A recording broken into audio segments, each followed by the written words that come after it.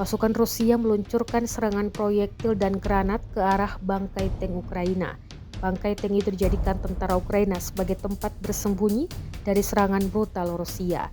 Rekamannya beredar di Telegram pada Senin, 1 Juli 2024. Dalam keterangan unggahan disebutkan, inilah upaya yang gagal untuk bersembunyi di bawah tank angkatan bersenjata Ukraina.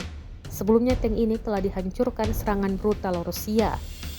Dengan serangan udara yang tepat oleh operator angkatan bersenjata Rusia, personel angkatan bersenjata Ukraina dihancurkan, jelas keterangan unggahan Rusia.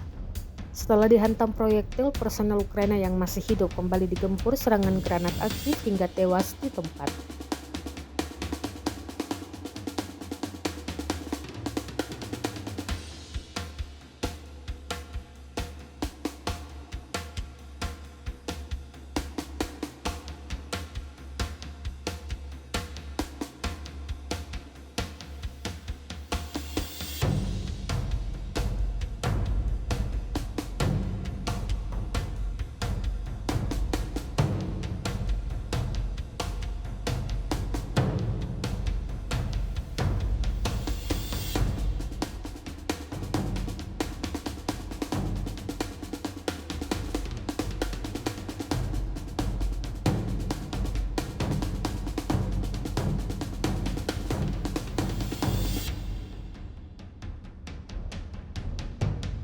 Download Tribun X sekarang, menghadirkan lokal menjadi Indonesia.